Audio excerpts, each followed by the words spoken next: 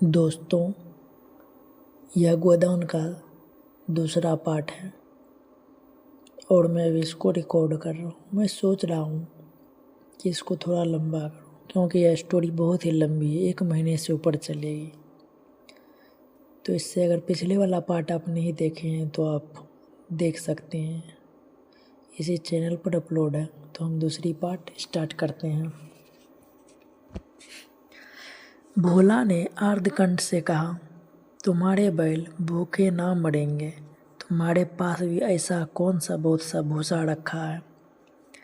नहीं दादा, अब के भूसा अच्छा हो गया था। मैंने तुमसे नाहक भूसे की चर्चा की। तुम ना कहते और पीछे से मुझे मालूम होता तो मुझे बड़ा अरज होता कि तुमने मुझे इतना गैर समझ लिया। अवसर पड़ने पर भाई की मदद भाई ना करे तो काम कैसे चले? मुद्दा या गाय तो लेते जाओ। अभी नहीं दादा, फिर ले लूँगा। तो भूसे के दाम दूध में कटवा लेना। होरी ने दुखित स्वर में कहा, दाम कौड़ी की इसमें कौन बात है दादा? मैं 1-2 जून तुम्हारे घर खा लूँ तो तुम मुझसे दाम मांगोगे, लेकिन तुम्हारे बैल भूखे मरेंगे कि नहीं? भगवान कोई ना कोई सविल निकालेंगे ही। आषाढ़ सिर पर है, कड़वी बोलूँगा। मगर यह गाय तुम्हारी हो गई। जिस दिन इच्छा हो आकर ले जाना। किसी भाई का लीलाम पर चढ़ा हुआ बैल लेने में जो पाप है, वो इस समय तुम्हारी गाय लेने में है। होड़ी में बाल की खाल निकालने की शक्ति होती तो वह खुशी से गाय लेकर घर की राह लेता। भोला जब नगद रुपये नहीं मांगता तो स्पष्ट था कि वह भूसे के लिए गाय नहीं बेच रहा है, बल्कि इसका कुछ और आशय है। लेकिन जैसे पत्तों के खड़कने पर घोड़ा अकारण ही ठिठक जाता है और मारने पर भी आगे कदम नहीं उठाता, वही दशा होड़ी की थी। संकट की चीज लेना पाप है, यह बात जन्म जन्मांतरों से उसकी आत्मा का अंश बन गई थी। भोला ने गदगद कंठ से बोला, तो किसी को भेज दूं भूसे के लिए?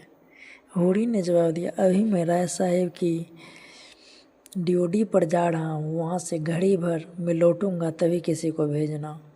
भोला की आंखों में आंसू भर आए। बोला, तुमने आज मुझे उबार लिया होड़ी भाई। मुझे अब मालूम हुआ कि मैं संसार में अकेला नहीं हूँ, मेरा भी कोई है। एक क्षण के बाद उसने फिर कहा, उस बात को भूल न जाना। होड़ी आगे बढ़ा तो उसका चित्त प्रसन्न था, मन में एक विचित्र स्फूर्ति हो रही थी। क्या हुआ, 10-5 मन भूसा चला जाएगा। बेचारा को संकट में पड़कर अपनी गाय तो न बेचनी पड़ेगी। जब मेरे पास चारा हो जाएगा तब गाय खोल लाऊंगा। भगवान करे मुझे कोई मेहरिया मिल जाए, फिर तो कोई बात ही नहीं। और अभी जो आप थोड़ा देर पहले सुनिए, भोला जो बोल रहा है होड़ी से कि भाई उस बात को भूल मत जाना। बात ये है कि होड़ी जो है, अगर आप पिछला वीडियो देखिएगा तो आपको पता चल जाएगा। होड़ी जो है भोला के लिए एक लड़की देखने वाला है, क्योंकि उसकी पहली बीवी जो थी वो मर गई और अब यह अकेले रहता है और इसको शादी करना है। उसने पीछे फिर कर देखा, कबड़ी गाय पूछ से मक्खियाँ उड़ाती, सिर हिलाती, मस्तानी मंद गति से झूमती चली जाती थी, जैसे बांदियों के बीच में कोई रानी हो। कैसा शुभ होगा वह दिन जब यह कामधेनु उसके द्वार पर बंधेगी। सेमड़ी और बेलाड़ी दोनों अवध प्रांत के गांव हैं। जिले का नाम बताने की कोई ज़रूरत नहीं। होड़ी बेलाड़ी में रहता है, राय साहेब अमरपाल सिंह सेमड़ी में। दोनों गांवों में केवल 5 मील का अंतर है। पिछले सत्याग्रह संग्राम में राय साहेब ने बड़ा यश कमाया था। कौंसिल की मेंबरी छोड़कर जेल चले गए थे। तब से उनके इलाके के असामियों को उनसे बड़ी श्रद्धा हो गई थी।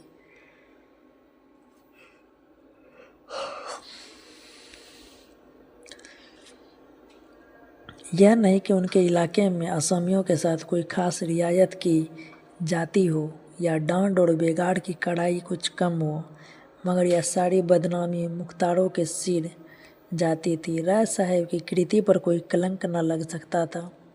वह बेचारे विदोषी व्यवस्था के गुलाम थे। जाब्ते का काम तो जैसे होता चला आया है वैसा ही होगा। राय साहब की सज्जनता उस पर कोई असर न डाल सकती थी, इसलिए आमदनी और अधिकार में जो भर की भी कमी न होने पर भी उनका यश मानो बढ़ गया था। असामियों से वे हंसकर बोल लेते थे, यही क्या कम है, सिंह का काम तो शिकार करना है। अगर वह गरजने और गुर्राने के बदले मीठी बोली बोल सकता तो उसे घर बैठे मनमाना शिकार मिल जाता। शिकार की खोज में जंगल में ना भटकना पड़ता। राय साहब राष्ट्रवादी होने पर भी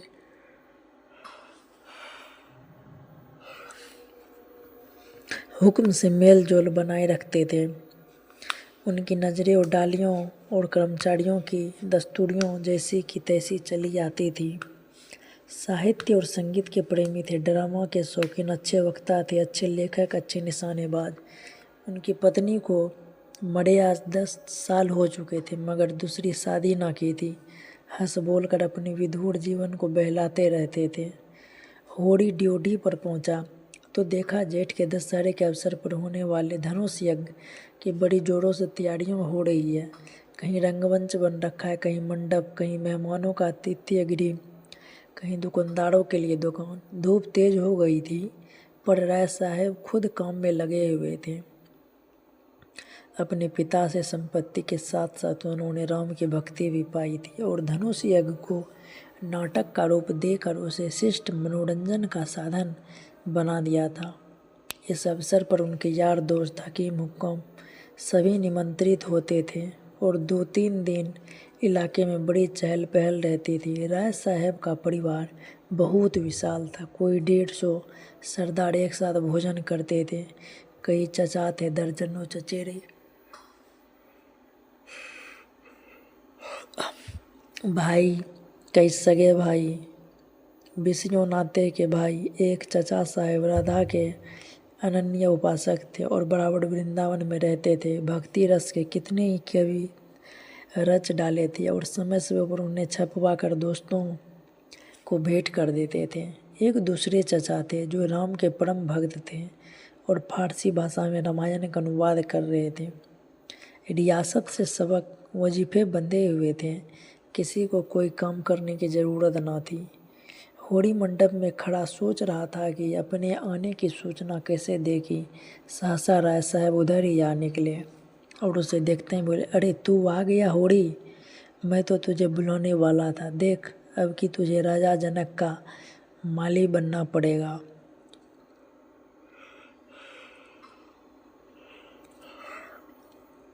समझ गया ना, जिस वक्त श्री जानकी जी मंदिर में पूजा करने जाती है उसी वक्त तू ये गुलदस्ता लिए खड़ा रहेगा और जानकी जी को भेंट करेगा। गलती ना करना और देख, असमियों से तकीद करके यह कह देना कि सब के सब शगुन करने आए, मेरे साथ कोठी में आ, तुझसे कुछ बातें करनी है। वह आगे आगे कोठरी की ओर चले, होड़ी पीछे पीछे चला। वहीं एक घने वृक्ष की छाया में कुर्सी पर बैठ गई और होड़ी को जमीन पर बैठने का इशारा करके बोले, समझ गया मैंने क्या कहा। काड़ूकुन को तो जो कुछ करना वह करेगा ही, लेकिन आसामी जितने मन से आसामी की बात सुनता है, कारकुन की नहीं सुनता। यह कारकुन कोई एक जाति है उस टाइम की, जिसका बात प्रेमचंद इस किताब में कर रहा है। हमें इन्हीं 5-7 दिनों में 20,000 का प्रबंध करना है, कैसे होगा समझ में नहीं आता। तुम सोचते होगे मुझ टके के आदमी से मालिक क्यों अपना दुखड़ा ले बैठे। किससे अपने मन की कहूँ होड़ी, ना जाने क्या तुम्हारे ऊपर विश्वास होता है। इतना जानता हूँ कि तुम मन में मुझ पर हंसोगे नहीं, और हंसो भी तो तुम्हारी हंसी में बर्दाश्त कर सकता हूँ, नहीं सह सकता उनकी हंसी जो अपने बराबर के हैं, क्योंकि उनकी हंसी में ईर्ष्या, व्यंग और जलन है। और वे क्यों न हंसेंगे, मैं भी तो उनकी दुर्दशा और विपत्ति और पतन पर हंसता हूँ। दिल खोल कर तालियों बजाकर संपत्ति और सहृदयता में बैठ है, हम भी दान देते हैं, धर्म करते हैं, लेकिन जानते हो क्यों? केवल अपने बराबर वालों को नीचा दिखाने के लिए। हमारा दान और धर्म कोड़ा अहंकार है, विशुद्ध अहंकार। हम में से किसी पर डिग्री हो जाए, कुर्की आ जाए, बकाया माल गुजारी की इल्लत में हवालात हो जाए, किसी का जवान बेटा मर जाए, किसी की विधवा बहू निकल जाए, किसी के घर में आग लग जाए, कोई किसी वेश्या के हाथों उल्लू बन जाए या अपने असामियों के हाथों पिट जाए, तो उसके और सभी भाई उस पर हंसेंगे, बगले बजाएंगे, मानो सारे संसार की संपदा मिल गई है, और मिलेंगे तो इतने प्रेम से जैसे हमारे पसीने की जगह खून बहाने को तैयार है। अरे और तो और हमारे चचेरे, फुफेरे, ममेरे, मौसेरे भाई जो इसी रियासत की बदौलत मौज उड़ा रहे हैं, कविता कर रहे हैं और जुए खेल रहे हैं, शराबें पी रहे हैं और अय्यासी कर रहे हैं, वह भी मुझसे जलते हैं। आज मर जाऊं तो घी के चिराग जलाए, मेरे दुख को दुख समझने वाला कोई नहीं। उनकी नज़रों में मुझे दुखी होने का कोई अधिकार ही नहीं है। मैं अगर रोता हूँ तो दुख की हंसी उड़ाता हूँ, मैं अगर बीमार होता हूँ तो मुझे सुख होता है, मैं अगर अपना ब्याह करके घर में कलह नहीं बढ़ाता तो यह मेरी नीच स्वार्थ पड़ता है। अगर ब्याह कर लूँ तो वह विलासंगता होगी, अगर शराब नहीं पीता तो मेरी कंजूसी है, शराब पीने लगूँ तो वह प्रजा का रक्त होगा, अगर अय्यासी नहीं करता तो अड़सिक हूँ, अय्यासी करने लगूँ तो फिर कहना ही क्या। इन लोगों ने मुझे भोग विलास में फंसाने के लिए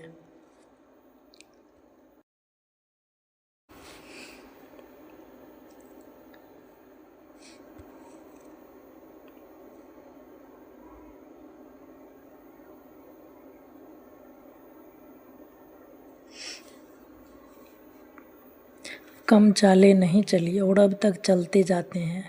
उनकी यही इच्छा है कि मैं अंधा हो जाऊं और ये लोग मुझे लूट ले, और मेरा धर्म यह है कि सब कुछ देख कर भी कुछ न देखूं, सब कुछ जान कर भी गधा बना रहूं। राय साहब ने गाड़ी को आगे बढ़ाने के लिए 2 बीड़े पान खाए और होड़ी के मुख की ओर ताकने लगे, जैसे उसके मनोभावों को पढ़ना चाहते हो।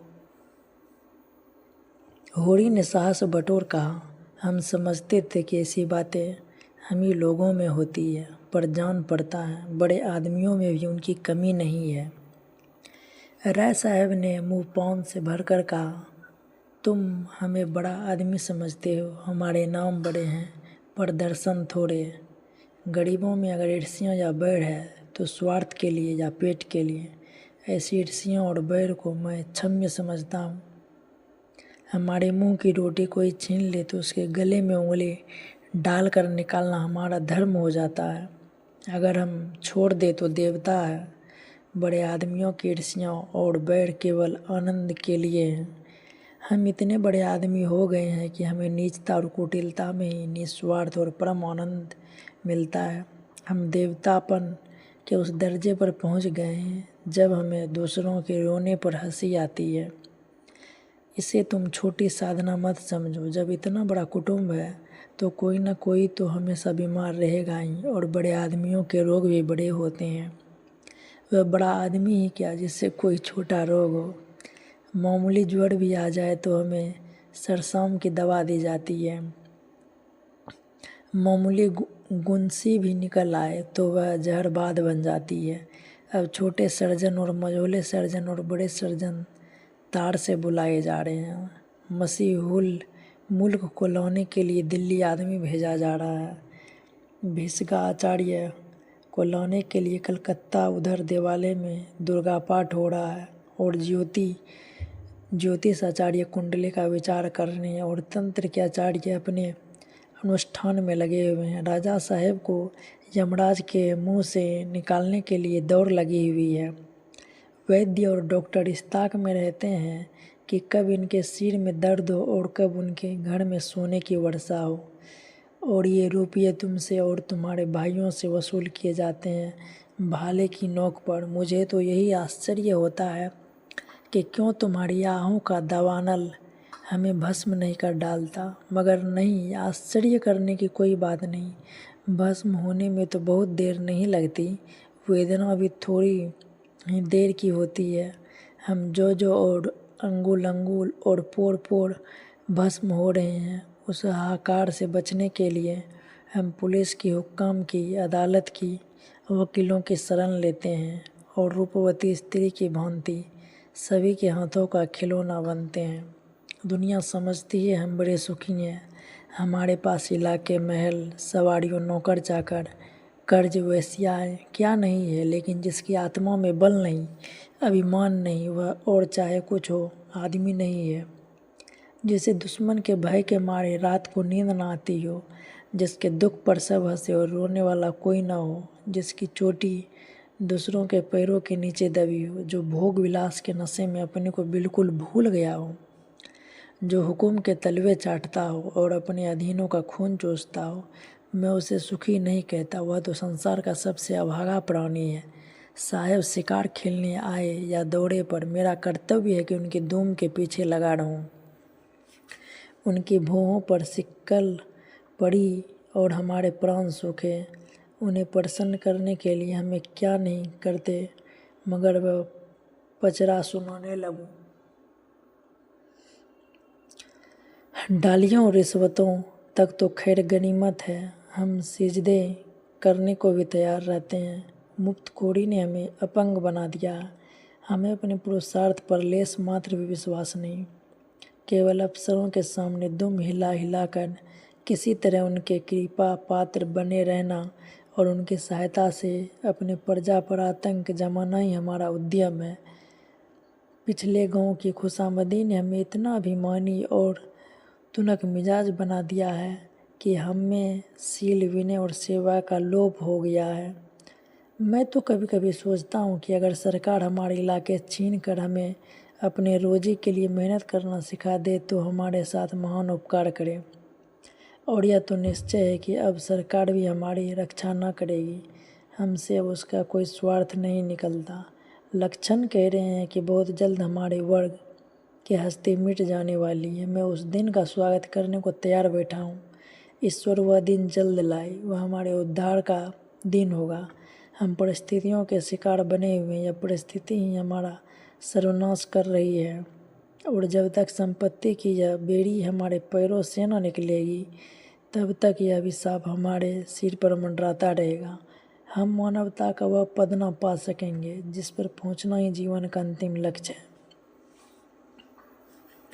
राय साहब ने फिर गिलोड़ी दान निकाला और कई गिलोड़ियों निकाल कर मुँह में भर ली। कुछ और कहने वाले थे कि एक चपरासी नाकर कहा, सरकार बेगारों ने काम करने से इनकार कर दिया है। कहते हैं जब तक हमें खाने को ना मिलेगा हम काम नहीं करेंगे। राय साहब के माथे पर बल पड़ गए, आंखें निकल कर बोले, चलो मैं इन दुष्टों को ठीक करता हूँ। जब कभी खाने को नहीं दिया तो आज यह नई बात क्यों? एक आने रोज के हिसाब से मजूरी मिलेगी जो हमेशा मिलती रही है और इस मजूरी पर काम करना होगा, सीधे करे या टेढ़े। फिर होड़ी को ओर देख कर बोले, तुम अब जाओ होड़ी, अपने तैयारी करो। जो बात मैंने कही है उसका ख्याल रखना। तुम्हारे गांव से मुझे कम से कम 500 की आशा है। राय साहब झल्लाते हुए चले गए। होड़ी ने मन में सोचा भी है कैसी कैसी नीति और धर्म की बातें कर रहे थे और एकाएक इतने गर्म हो गए। सूर्य सिर पर आ गया था, उसके तेज से अभिभूत होकर वृक्ष ने अपना पसार समेट लिया था। आकाश पर मटियाली गर्द छाई हुई थी और सामने की पृथ्वी कांपती हुई जान पड़ती थी। होड़ी ने अपना डंडा उठाया और घर चला। शगुन के रुपये कहाँ से आएंगे, यही चिंता उसके सिर पर सवार थी।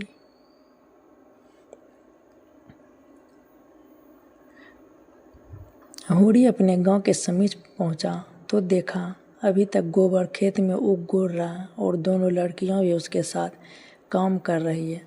अभी तक जो आपको कहानी सुनाई राय साहब और होड़ी के बीच, यह दोनों अभी होड़ी अपने घर से निकला था, ये बात तो आपको पता होगा। बीच में वो भोला से मिला, फिर ये राय साहब से मिला, अब ये लौट के घर जा रहा है। और जब लौट के घर जा रहा है तो इसका बेटा गोबर और इसकी बेटी धनिया जो दोनों अभी तक खेत में काम कर रही है, तो अभी वो उससे मिल रहा है, काम कर रही है। लू चल रही थी, बगुले उठ रहे थे, भूतल धधक रहा था। भूतल यानी कि धरती, जैसे प्रकृति ने वायु में आग घोल दी। यह सब अभी तक खेत में क्यों है? क्या काम के पीछे सब जान देने पर तुले हुए हैं? वह खेत की ओर चला और दूर ही से चिल्लाकर बोला, आता क्यों नहीं गोबर? क्या काम ही करता रहेगा? दोपहर ढल गई, कुछ सूझता है कि नहीं? उसे देखते ही तीनों ने कुदालें उठा ली और उसके साथ हो चले। गोबर सांवला लंबा इकहरा युवक था, जिसे इस काम में रुचि न मालूम होती थी। प्रसन्नता की जगह मुख पर असंतोष और विद्रोह था। वो इसलिए काम में लगा हुआ था कि वह दिखाना चाहता था उसे खाने पीने की कोई फिक्र नहीं है। बड़ी लड़की सोना लज्जाशील कुमारी थी, सावली सुडौल प्रसन्न और चपल। गाढ़े की लाल साड़ी जिसे वह घुटनों से मोड़कर कमर में बांधे हुए थी, उसके हल्के शरीर पर कुछ लदी हुई सी थी और उसे प्रौढ़ता की गरिमा दे रही थी। छोटी रूपा 5-6 साल की छोकरी थी। मैली सिर पर बालों का एक घोंसला सा बना हुआ, एक लंगोटी कमर में बांधे, बहुत ही ढीठ और रोगी। रूपा ने होड़ी की टांग में लिपट कर कहा, काका देखो, मैंने एक ढेला भी नहीं छोड़ा। बहन कहती है जा पैर तले बैठ, ढेले ना तोड़े जाएंगे। काका तो मिट्टी कैसे बराबर होगी। होड़ी ने उसे गोद में उठा प्यार करते हुए कहा, तूने बहुत अच्छा किया बेटी, चल घर चले। कुछ देर अपने विद्रोह को दबाए रहने के बाद गोबर बोला, यह तुम रोज रोज मालिकों की खुशामद करने क्यों जाते हो? बाकी ना चुके तो प्यादा आकर गालियाँ सुनाता है, बेगार देनी ही पड़ती है। नज़र नजराना सब तो हमसे भराया जाता है, फिर किसी की क्यों गुलामी करो। इस समय यही भाव होड़ी के मन में भी आ रहे थे, लेकिन लड़के के इस विद्रोह भाव को दबाना जरूरी था। बोला, सलामी करने ना जाए तो रहे कहाँ? भगवान ने जब गुलाम बना दिया है तो अपना क्या बस है। यह इसी सलामी की बरकत है कि द्वार पर मड़ैया डाल ली और किसी ने कुछ नहीं कहा। घोड़े ने द्वार पर खूंटा गाड़ा था, जिस पर कारिंदों ने 2 रुपये डांड ले लिए थे। तलैया से कितनी मिट्टी हमने खोदी, कारिंदा ने कुछ नहीं कहा। दूसरा खोदा तो नज़र देनी पड़े। अपने मतलब के लिए सलामी करने जाता हूँ। पाँव में सनीचर नहीं है और ना सलामी करने में कोई बड़ा सुख मिलता है। घंटों खड़े रहो तब जाकर मालिक को खबर होती है। कभी बाहर निकलते हैं, कभी कहला देते हैं कि फुर्सत नहीं है। गोबर ने कटाक्ष किया, बड़े आदमियों की हाँ में हाँ मिलाने में कुछ ना कुछ आनंद तो मिलता ही है। नहीं लोग मेंबड़ी के लिए क्यों खड़े हो? जब सिर पर पड़ेगी तब मालूम होगा बेटा। अभी जो चाहे कह लो। पहले मैं भी यही सब बातें सोचा करता था, पर अब मालूम हुआ कि हमारी गर्दन दूसरों के पैरों के नीचे दबी हुई है, अकड़ कर निभा नहीं हो सकता। पिता पर अपना क्रोध उतार कर गोबर कुछ शांत हो गया और चुपचाप चलने लगा। सोना ने देखा रूपा बाप की गोद में चढ़ी बैठी है तो ईर्ष्या हुई। उसे डांट कर बोली, अब गोद से उतर कर पाँव क्यों नहीं चलती? क्या पाँव टूट गए हैं? रूपा ने बाप की गर्दन में हाथ डालकर डिढाई से कहा, ना उतरेंगे, जाओ। काका, बहन हमको रोज़ चिढ़ाती है कि तू रूपा है, मैं सोना हूँ, मेरा नाम कुछ और रख दो। होड़ी ने सोना को बनावटी रोज से देखकर कहा, तू इसे क्यों चिढ़ाती है?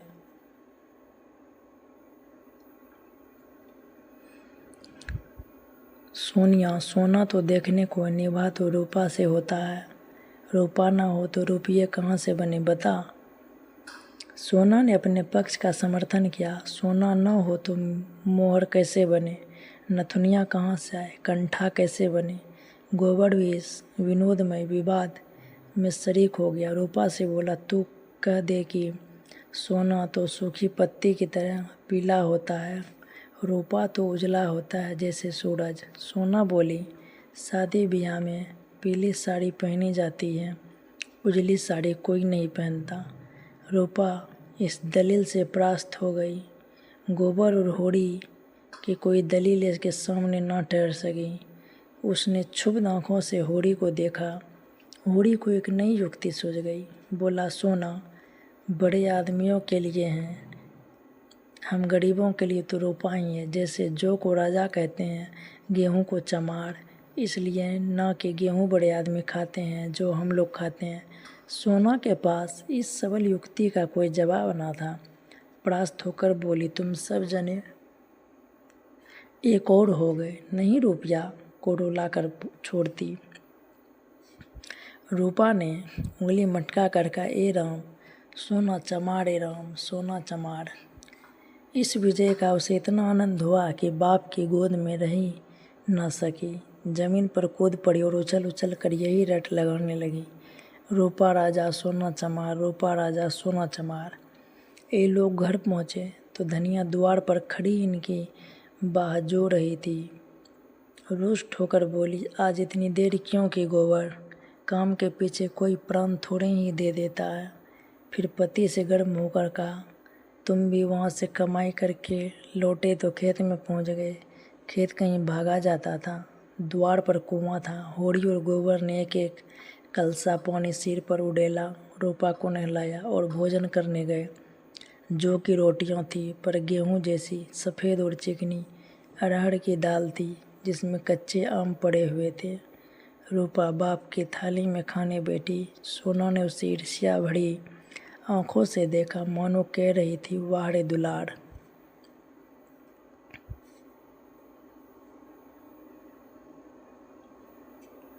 धनिया ने पूछा, मालिक से क्या बातचीत हुई? धनिया जो कि होड़ी की बीवी है, होड़ी ने लोटा भर पानी चढ़ाते हुए कहा, यही तहसील वसूल की बात थी और क्या। हम लोग समझते हैं बड़े आदमी बहुत सुखी होंगे, लेकिन सच पूछो तो वह हमसे भी ज़्यादा दुखी है। हमें पेट ही की चिंता है, उन्हें हजारों चिंताएं घेरी रहती है। राय साहब ने और क्या क्या कहा था वह कुछ होड़ी को याद ना था। उस सारे कथन का खुलासा मात्र उसके स्मरण में चिपका हुआ रह गया था। गोबर ने व्यंग किया, तो फिर अपना इलाका हमें क्यों नहीं दे देते? हम अपने खेत, बैल, हल, कुदाल सब उन्हें देने को तैयार हैं। करेंगे बदला, यह सब धूर्तता है। नीरी मोटर मदी जिसे दुख होता है वह दर्जनों मोटरें नहीं रखता, महलों में नहीं रहता, हलवा पूरी नहीं खाता और नाच रंग में लिप्त रहता है। मज़े से राज का सुख भोग रहे हैं, उस पर दुखी है। होड़ी ने झुंझला कर कहा, अब तुमसे बहस कौन करे भाई। जे जात किसी से छोड़ी जाती है कि वह छोड़ देंगे। हमें को खेती से क्या मिलता है? एक आने नफड़े की मजूरी भी तो नहीं पड़ती। जो 10 रुपये महीने का भी नौकर है वह भी हमसे अच्छा खाता पहनता है, लेकिन खेतों को छोड़ा तो नहीं जाता। खेती छोड़ दे तो और करे क्या? नौकरी कहीं मिलती है, फिर मर्जाद भी तो पालना ही पड़ता है।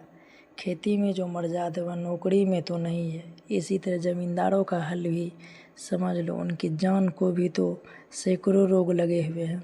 हकीमों को रसद पहुंचाओ, उनकी सलामी करो, अमलों को खुश करो, तारीख पर माल गुजारी ना चुका दो तो हवालात हो जाए, कुड़की आ जाए। हमें तो कोई हवालात नहीं ले जाता, 2-4 गालियों घुड़कियों ही तो मिलकर रह जाती है। गोबर ने प्रतिवाद किया, यह सब कहने की बातें, हम लोग दाने दाने को मोहताज हैं। देह पर साबित कपड़े नहीं हैं, चोटी का पसीना एड़ी तक आता है, तब भी गुजर नहीं होता। उन्हें क्या, मज़े से गद्दी मसनद लगाए बैठे हैं। सैकड़ों नौकर चाकर हैं, हजारों आदमियों पर हुकूमत है। रुपये न जमा होते हो पर सुख तो सभी तरह का भोगते हैं। धन लेकर आदमी और क्या करता है? तुम्हारी समझ में हम और वह बराबर है। भगवान ने तो सबको बराबर ही बनाया है। यह बात नहीं है बेटा। छोटे बड़े भगवान के घर से बनकर आते हैं। संपत्ति बड़ी तपस्या से मिलती है। उन्होंने पूर्व जन्म में जैसे कर्म किए हैं उनका आनंद भोग रहे हैं। हमने कुछ नहीं सचा तो भोगे क्या?